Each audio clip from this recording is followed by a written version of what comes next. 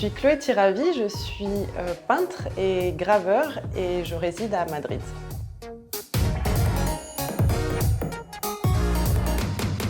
Je travaille une peinture figurative, je porte une attention spéciale au portrait.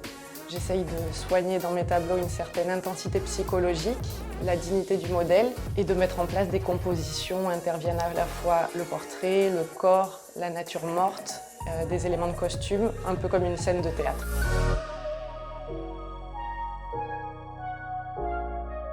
Avec cette œuvre pour Mira, j'ai voulu jouer sur des contrastes. On est dans un contexte extérieur, extraverti on peut dire, on travaille à la vue de tous et j'avais donc envie de créer une scène d'intimité, une scène de calme, d'introspection qui fasse opposition avec le contexte. C'était intéressant aussi de parler de musique dans la peinture puisque c'est quelque chose que la peinture en fait ne va jamais arriver à exprimer. Et c'était intéressant d'aborder ce thème puisque c'est l'autre pendant de la brasserie Mira, le côté musique. Donc la peinture, c'est aussi un moyen de rapprocher les arts et de parler d'autres disciplines.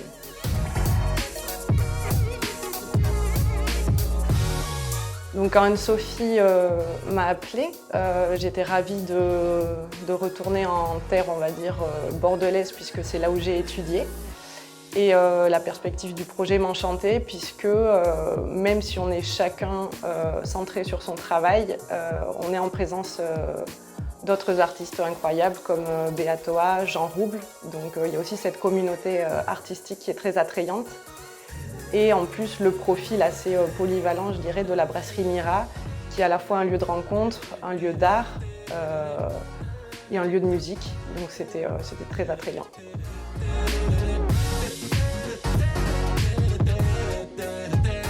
Je pense que ce qui fait la spécificité du projet de la brasserie Mira, ça reste quand même le projet de caravane en fait. Normalement, quand on peint un mur, en street art, l'œuvre reste statique. Et je trouve que c'est extrêmement original de déplacer les œuvres dans d'autres lieux. Et ça fait vraiment la particularité du projet.